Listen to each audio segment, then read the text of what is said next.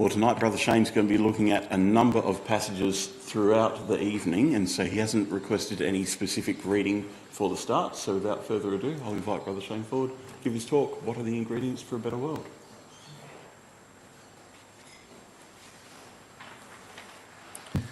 Thanks, David. And I'm not sure we'll be doing a physical recipe making session tonight, but in the spirit of the age we live in, we might be doing a virtual one in terms of making a better world. And as you can see out there, if only it was as easy as going to a better world market and maybe finding some ingredients in there to help make a better world. So tonight, the title that we have implies potentially that there might be something not optimal with the current world that we live in. The very fact that we've said like a better world somewhat implies that maybe there are some changes we could make to the current situation.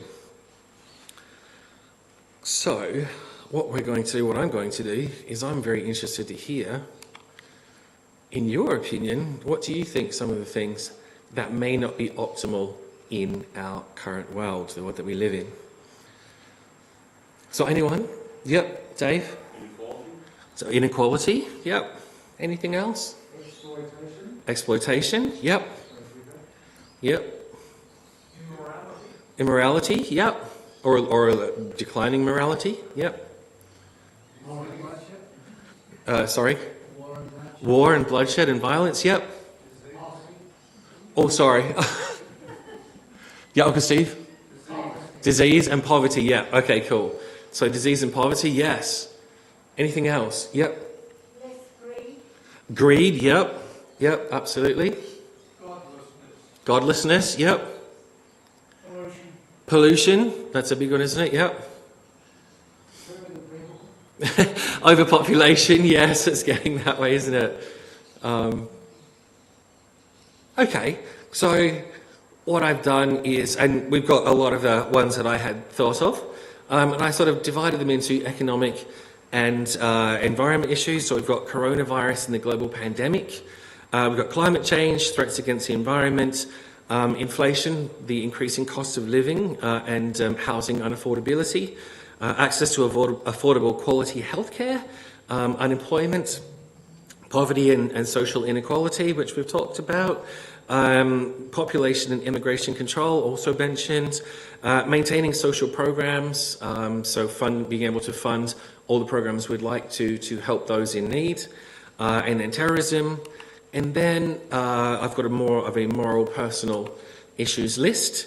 So I've got unemployment in both financial and political corruption, crime and violence, access to credit, the rise of extremism, general moral decline or selfishness, disease and other threats to health, and then taxes as well. So you might think like, well, how did I come up with some of these? Well, you've just given me some of them, so clearly they're things that we are aware of in our society, that we hear about in our news.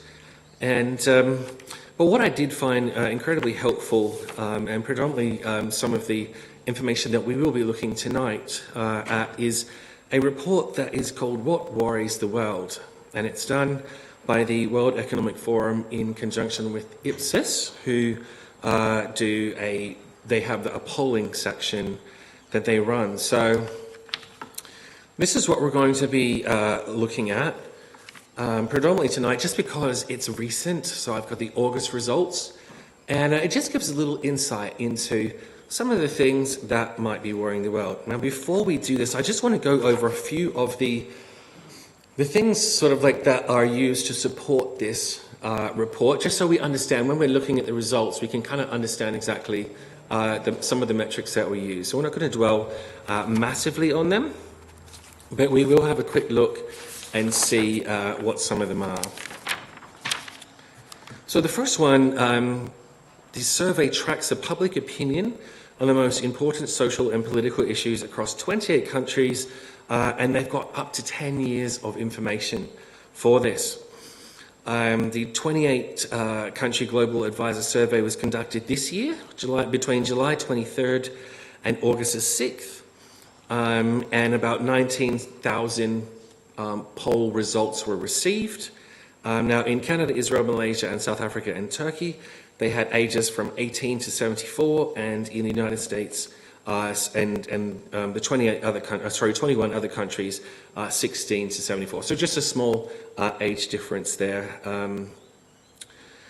The global average, global country average reflects the average result, but it hasn't been adjusted for population size. But the weighting has been given for demographics, and that's in conjunction with the local censuses. So every year or every couple of years, a country will do a census, and they kind of like modify or weight it depending on that. What we can also see is that the precision of the poll, when calculated, the credibility interval of the poll so sometimes they had over 1,000 for some countries, sometimes they just had 500 results. But you can see here that you've got a plus or minus 3.5% or plus or minus 5%. So these are, I'm not going to read out every single country there, but you can have a quick look and see.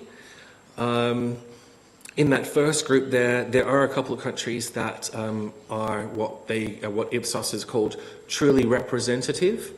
And then at the bottom section there, what they were saying is because of some of the rural areas not being able to, maybe as technology aware, or not being able to access some of their polls and stuff like that, what they're saying is that it's reflecting the views of the more connected segments of these populations. But what it does is it gives us a good indicator.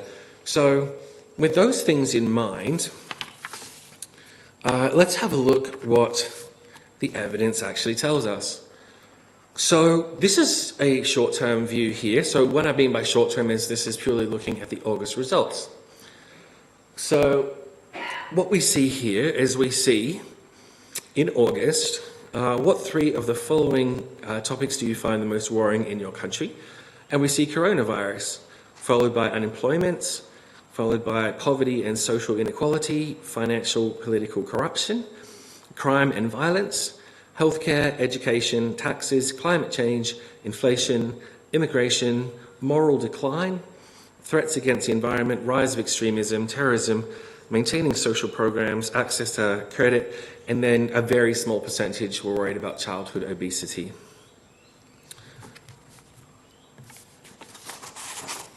So, let's have a little zoom in on this. And what we have is, we have coronavirus, unemployment, so the top six here. Five, sorry.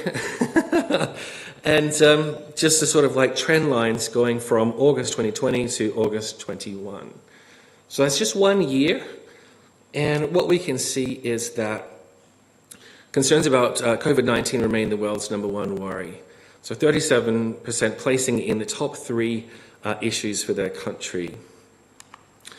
And we would see in here that the data is consistent with what we expect for COVID-19, that as some of the larger, more developed countries are bringing the pandemic under control, some of that worry level is going to decline over time. So over the last year, it's dropped from just under 50% to about 37%.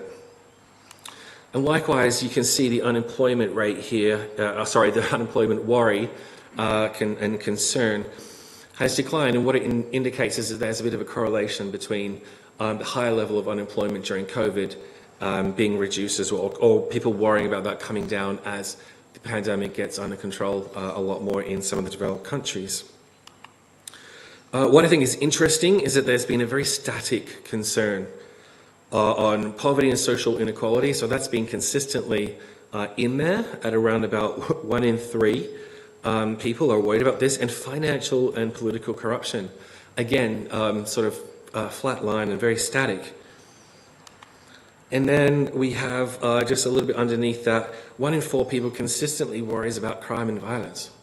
So that's interesting, isn't it? And this is sort of like based on where we're at in the short term. So I think if we have a look at the long term, so this is going from August 2013, showing the trend lines from August 2013 to August 2021. And what we can see here is we can see that unemployment, the worry about unemployment has steadily declined over that time period until we sort of hit the COVID period, and then unemployment went up. Worry about unemployment went up as COVID concerns went up as well. Interestingly, worries about crime dropped around about the beginning of COVID. Was there less worry about crime because people were locked down? I don't know. But then you can see it's gradually coming back up again, isn't it? So I'm just wondering if there's been a shift from like more physical crime to more online crime. And we know that there's been certainly an explosion in cybercrime and many other scams. You may have even been called up, or someone's tried to tell you about some COVID miraculous cure, and all you have to do is pay $5 for it. And then what we also see, though, again, is that poverty and social inequality are very static. So over that time period, poverty and social inequality has been static, and is that indicative of a long-term problem? That's the one line that's remains relatively flat at a high rate as well. One in three. That's. I mean, just have a look around. 1 in every 3. That's quite a number in this hall tonight. So what I've got now is I've got for you just a bit of a country. So this is not really a name and shame exercise.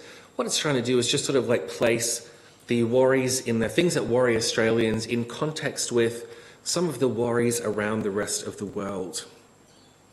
So the first one we'll have a look at is COVID-19. We can see that Australia is actually relatively towards the top at 58%. So this is in August. Now bear in mind, this is before they had a massive ramp up of the vaccination program, or it was just beginning in sort of July and August, so there may have been a bit of a lag. But that's a high number, like it's almost 2 in 3 Australians were concerned about coronavirus. What exactly they were concerned about, we're not sure. But it registered as a concern.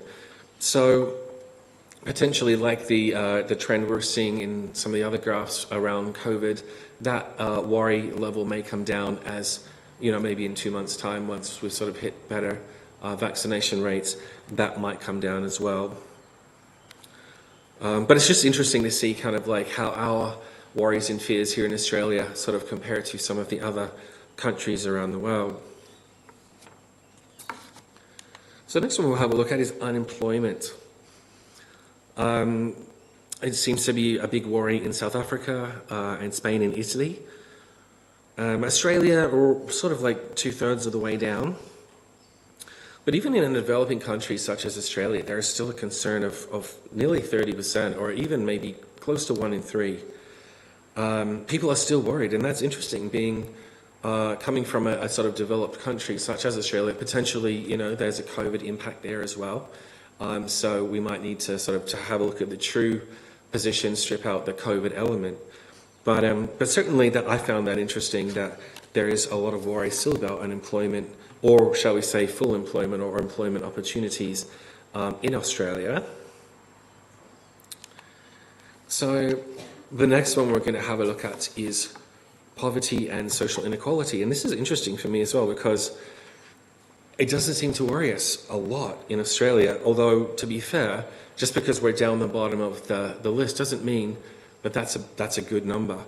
What we're actually saying is one in 5 people in Australia actually worries about poverty and social inequality.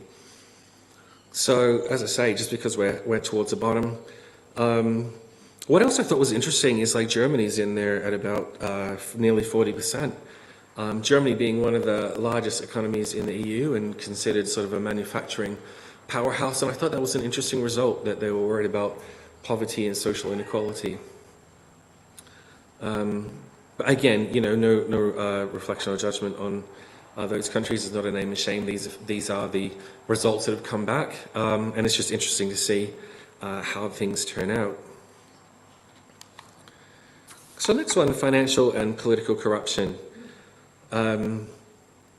Again, is it because Australia's down the bottom, so we're only about 16% worried about political and financial corruption? And I thought that was really interesting, actually, because of the investigations about the financial institutions that haven't been behaving how we'd perhaps expect them to be behaving necessarily. And does that mean that we have a high level of trust in the politicians here? Maybe more than other countries, yes, but or is it just a case of there's too many other things to pick from in front of the financial and political corruption question? I don't know, but it's interesting to think about. But yes. So let's have a look at the next one. So crime and violence. So again, these results were interesting too. So Sweden was on 61%, so that's nearly 2 in every 3 people are worried about crime and violence. And I was reading an article basically saying that Sweden is one of the safest places, safest countries in the world, has the highest rate of people returning wallets with all the money still in them, and yet they're worried about crime and violence. So that's interesting, isn't it, as a statistic? For Australia, it's about 1 in 5 people,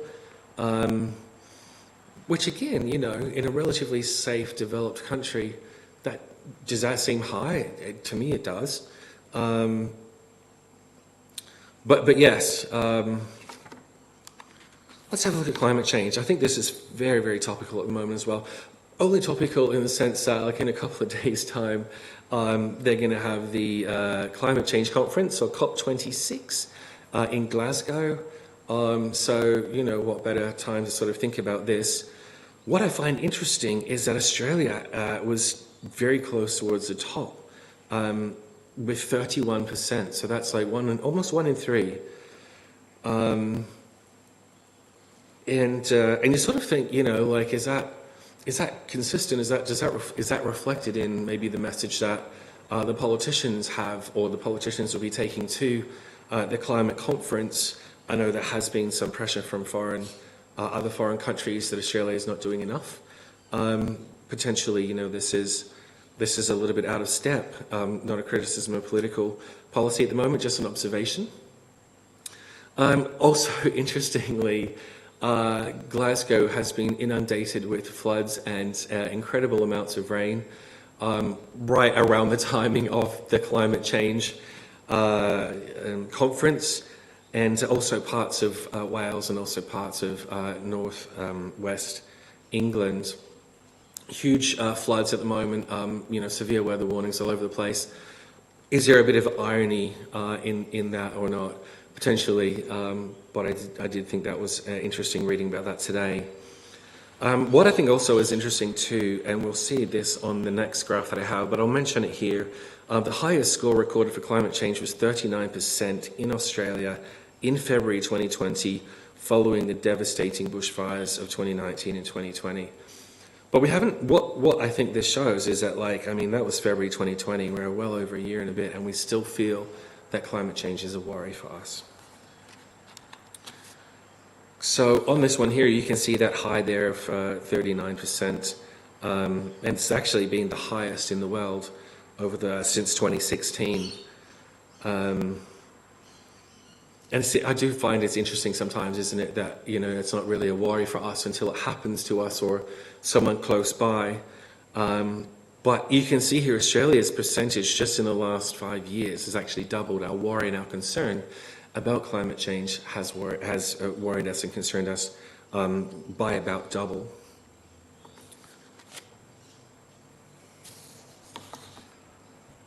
So what I also found really interesting, and this report was compiled by the World Economic Forum, referencing multiple different studies that had been carried out. But there's this thing called eco-anxiety. And basically, experts at Imperial College in London have warned that eco-anxiety, which is the chronic fear of environmental doom, is growing amongst children. They were saying more than 45% of young people in a survey of 10 countries said their feelings about climate change negatively affected their daily life and functioning. Images of wildfires scorching trees, hurricanes flattening houses and flash floods upturning cars are the very real and more frequent signs of the impact of climate change. In the article, it says almost two-thirds of 10,000 16 to 25-year-olds in 10 countries were very or extremely worried about climate change. And then over 50% felt sad, anxious, angry, powerless, helpless, and guilty. So that's really interesting, isn't it? That, this is not just a generational thing for us here and now. This is actually impacting future generations and the perception they have, the worry they have about the world that they are going to inherit. And also, I came across this article on climate change, and it was sort of saying the impact of urbanization. But it's also saying extreme weather events are becoming much more of a threat to urban areas, leaving 50% of the world's population vulnerable. So cities worldwide are seeking to mitigate climate changes with methods such as electrifying mass transit and introducing low-carbon building codes. And this conference they're going to have is looking at reducing certain types of toxic emissions. The report discovered that in the European Union, about 75% of buildings are not energy efficient. And worryingly, they were saying it's going to take approximately 50 years to resolve this problem. And I think, what we know is that in the meantime, in that 50 years, the way things are exponentially increasing, means that maybe there's a time disparity there. Do we have 50 years to fix this problem, or do we need to do it earlier? So climate change is magnifying threats such as flooding, wildfires, tropical storms, and droughts. And interestingly enough, the heaviest cost is typically borne by those that are most vulnerable. So it's like the old, the poor, and the sick. And there's a question of equality here, isn't it? It's not typically the ones in their private jets and the ones creating a lot of the carbon emissions and all that kind of stuff that suffer. It's the people downstream, unfortunately. Interestingly, in 2020, the US experienced a record-breaking 22 weather and climate disasters, with each one causing at least $1 billion in damage. And in 2021, the count stands at 18.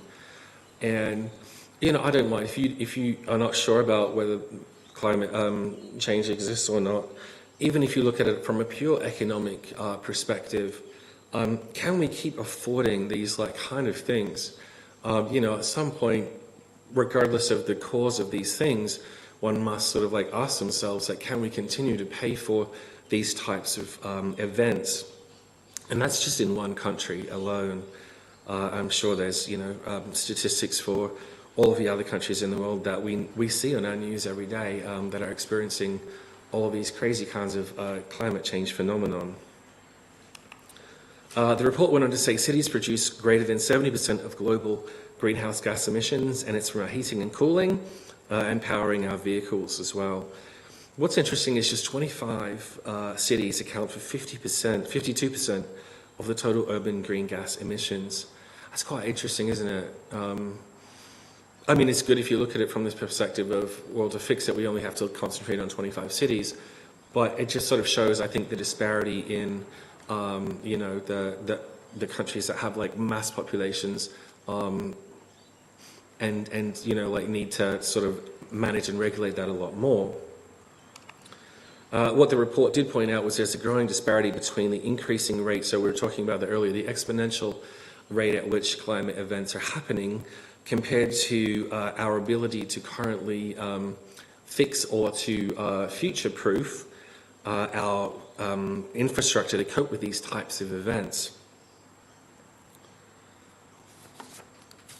Okay, so what I found most interesting as well is that there was a question that says, would you say things in this country are heading in the right direction, or are they off on the wrong track?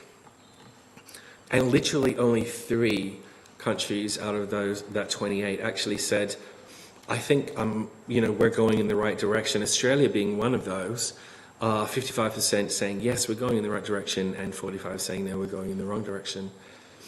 So that's quite telling, really, isn't it? That a good chunk of established economies and world countries are not sure that things are going in the right... No, this is a short term, so this is just in August this year, and that might be topical. We might just say, oh, it could be influenced by this or that, or something that's happening right here and now.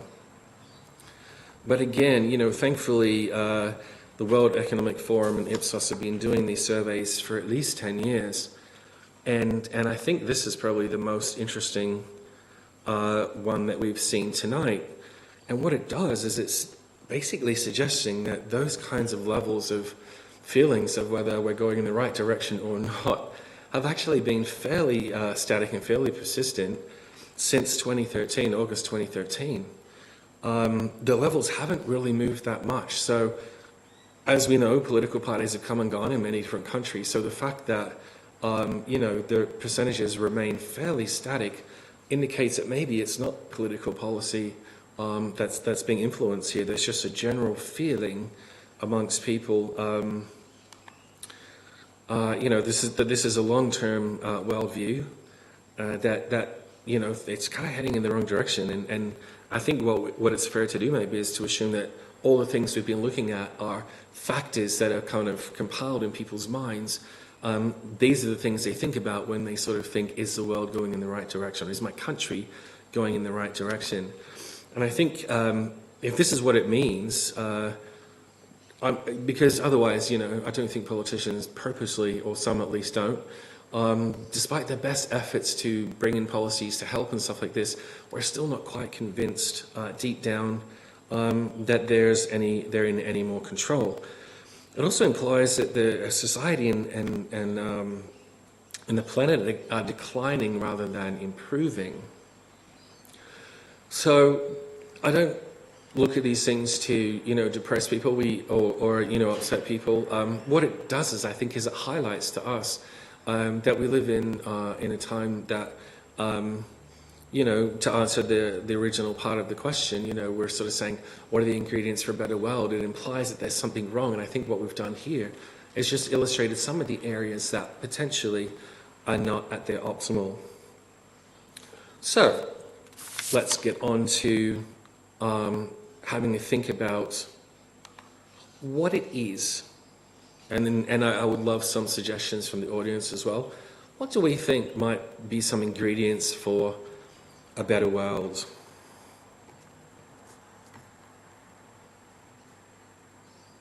Bible education. Yep, so some Bible education. Yep.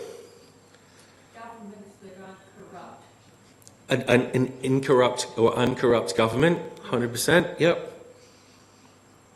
One government, one righteous government for the whole world. Yep. So one. Yep. So that was one government to rule over the entire earth.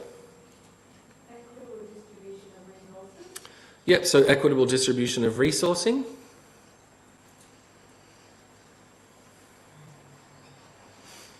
Any other ingredients? Yep. Outward focus instead of, so everybody is looking out more for others rather than inwards to themselves. Yeah, so everybody looking outwards about taking care of everybody else instead of just being selfish and looking after themselves. Yep. Removal of violent acts for people getting what they want. Yeah, so removal of violence for people just so they can get what they want.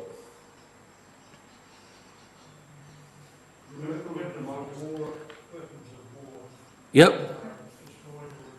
Yeah, so getting rid of the weapons of war. Yep, 100%. Removal of democracy. Controversial.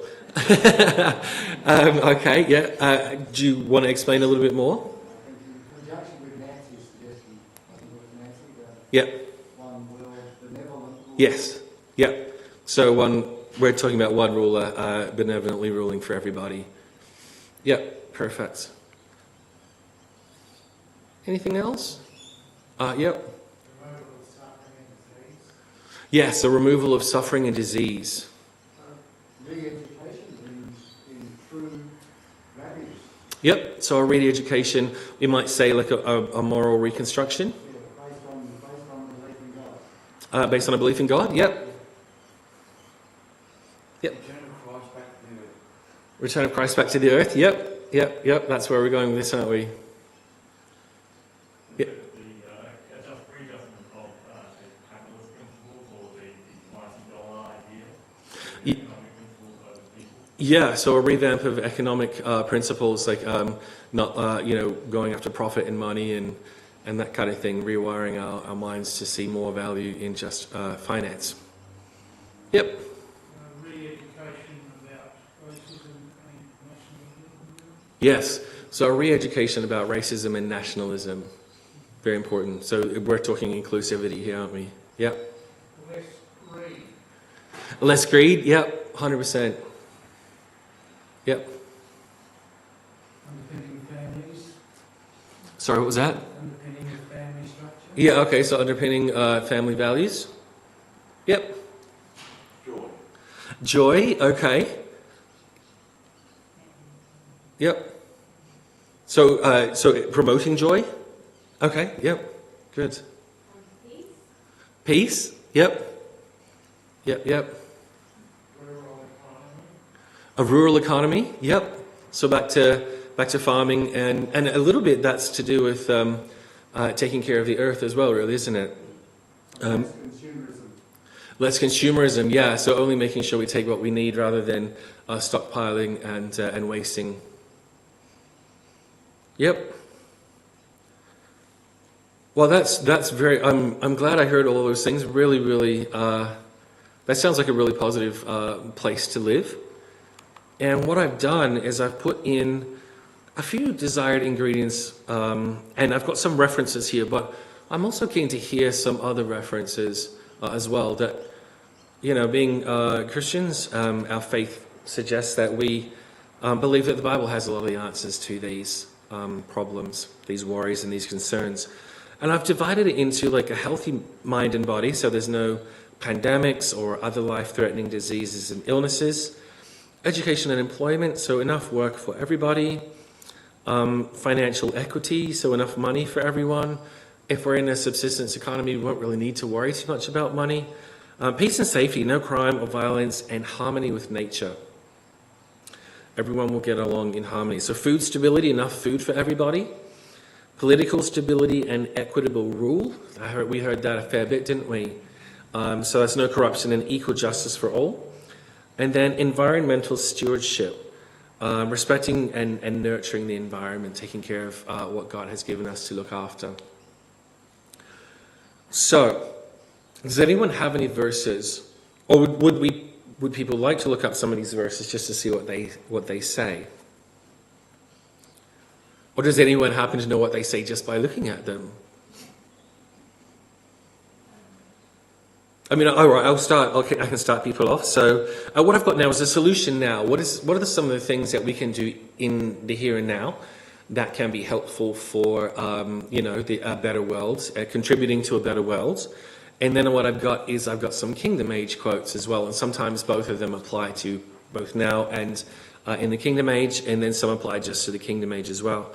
So on the first one there, healthy mind and body, no pandemics or other life-threatening diseases. So I've got Revelation 21 and verse 4, which is like God will wipe away all their tears, and there'll be no more disease and death. 1 Corinthians 15, that's talking about changing from mortality to immortality. Anyone, and it doesn't have to be in sequence here. If anyone has any kingdom verses that they want to contribute or yell out about any of these topics, I'm all ears. Yes, David. It's one which you've already got there for Psalm 72 verse 16 on the food stability. Yep. And it was always one which I couldn't understand about the handful of corn on top of the mountain, but the New King James Version says there'll be an abundance of grain in the earth. On the tops of the mountains the fruit shall wave like Lebanon, and those of the city shall flourish like grass of the earth. So Yeah. there's this idea that no matter where you go, there's going to be an abundance of food providing plants available. So Yeah. fear of people who are going to feel hungry will be taken away from us. Yeah, 100%. So what Dave was saying was like there's going to be Psalm 72:16 says that there'll be grain on tops of the mountains, indicating that there won't be anywhere that you will not be able to not get food. There'll be an absolute abundance for everybody. Well, at present, we've got stone, etc. Mm-hmm.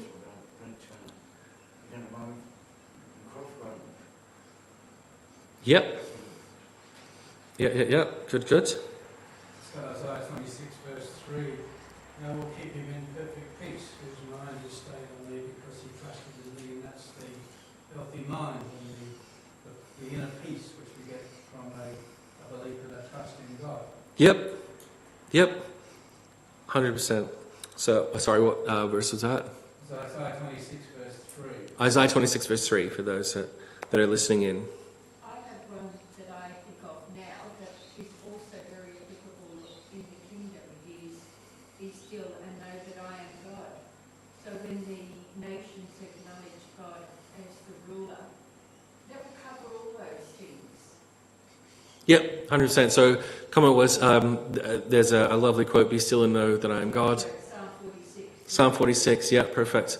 And once people are in that position, then that indicates that there'll be peace and harmony throughout the world.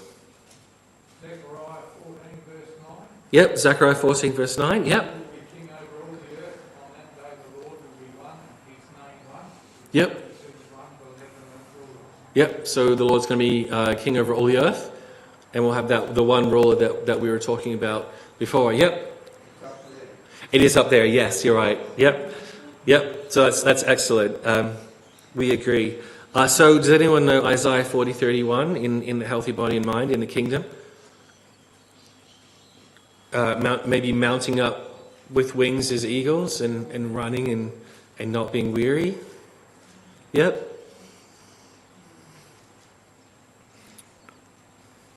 Shane, I like the Micah 4 verse 4. Yes. Is every man under his own self?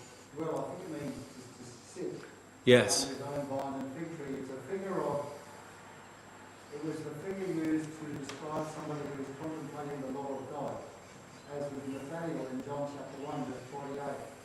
He was sitting under a fig tree. He was contemplating God's law. So there'll be a time where there'll be, and it says, "And none shall make them afraid." So it's a time when fear will be removed. Individuals, though, will turn their minds to God. Yep. That's lovely. So Micah 4 verse 4, we'll have our own vine and fig tree. And the idea is that you'll be able to reflect under your vine and fig tree on the Word of God and God Himself. I think, yep. I think if we think about the ministry of Jesus, the fact that He could heal bodies and minds, He could create food, He could manage the climate. Yeah. That's just in that 3-year period of His ministry. Yep. So clearly He has access to all of those powers. Had it then, Yep. still does. So when He comes, He will use that, if you like, a millionfold and deal with, as all those quotes say, all of these issues. Yep. Thank you, Steve. I'd like to add to that list. Sorry. Yep. Go ahead. Sorry. Yeah, no, go ahead. Isaiah 35, "The desert shall rejoice and blossom as the rose." Yeah. And verse 21, "Sorrow and sighing will be replaced by joy and gladness." Yeah. So sorrow and sighing being replaced by joy and gladness, and the desert blossoming with roses. So was that Isaiah 35? Isaiah 35. Yep. Lovely one. And that's sort of more in the environmental stewardship, really, isn't it? Yep. We're coming into a season where there's a lot of joy and people are saying that peace on earth, goodwill to all men. Yeah. And they quote that Bible passage. But it's only half the verse. Right. It starts off with glory to God in the highest, and then on earth peace and goodwill to all men. Yeah. Glory to God straight after. Yeah, very valid. So, comment was that we're coming up to the Christmas period where everyone's sort of saying peace and joy, and what we need to do is back it up a little bit before that, and it's like glory to God comes first before the peace and the joy. It's never said. Right, and although it's not acknowledged in what we hear, yeah, very valid. Shame. Very little of this will work until the wicked have been cut off. verse, Mm-hmm. Psalm 101, various verses, the basic verses mentioned Yep. while the wicked are still wicked, we'll get nowhere. Yes. Yep. So what Paul was saying, underlying all of these, the wicked will need to be cut off. And once that's happened, then all of these things will begin to take place. And therefore, Isaiah 2 verse 4 is really relevant. He, meaning God, shall judge among the nations. He shall rebuke many people, and they shall beat their swords into plowshares, spears into pruning hooks, etc. It will require some forcible changes Yep. as education. Yep. So that was like the plows in the spears into plows, plowshares, and spears into pruning hooks. Yeah. Yeah.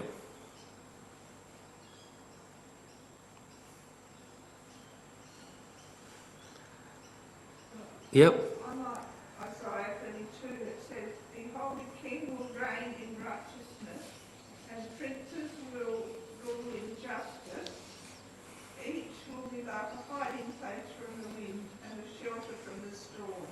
So our work will be to comfort and refresh and what does it say? Like streams of water in a dry place. So Yes. refreshing the poor and the oppressed. Yep. So that was Psalm 32. Isaiah. Isaiah 32. Yeah. So we're talking about refreshing here, just not just the land, but also the people in the land, the oppressed and the downtrodden. Yeah. Good. Good. Well, I just want to thank everyone for their contributions tonight.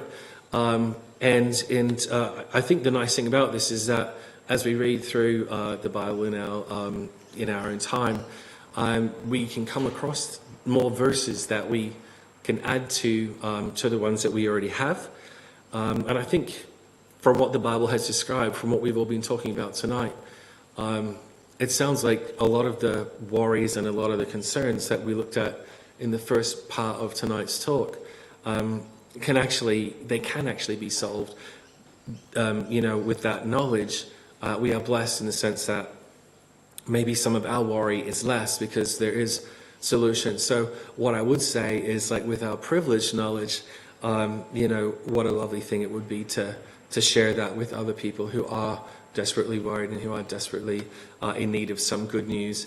And we have it right in our laps in our Bibles. Yes, one more. I think we're missing the point with it all in the end, but it's summed up in the verses where it says, "It's not a man that walketh to direct his steps." That's what we've been shown. We've been shown by all these things that happen. It's not a man. We're looking for something else, and until they come to understand that, which they won't, till the kingdom, that sums it all up. It's not a man that walketh to direct his steps. Right. Whatever they do now, they can't do anything. Okay, so we had a comment that it's God that directs people's lives. Yeah. And so there's nothing good about ourselves. We're relying on God to direct us. And it's really reflected back in, like a brother said to me once, we're coming out of Egypt. Yeah.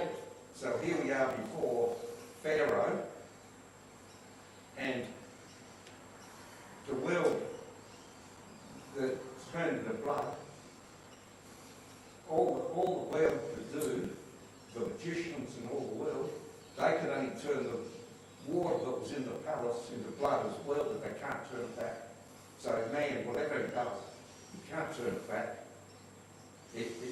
The magicians couldn't take away anything. It's God that's going to be the one that starts. We're being told, and that we've got to see from all these things. So I think the crux of that is that God is in control, and we're very reliant on God. And how lovely it'll be to pass it on to everybody else. But in the meantime, we can, as individuals, do good, especially to them that are in the house of, do good to all men, especially to them that are in the household of faith. So there's an individual witnessing we have to. Yes. That overall in the world, the only solution is through God's Yes, 100%. So we can do good, and we're encouraged, especially as a household of faith.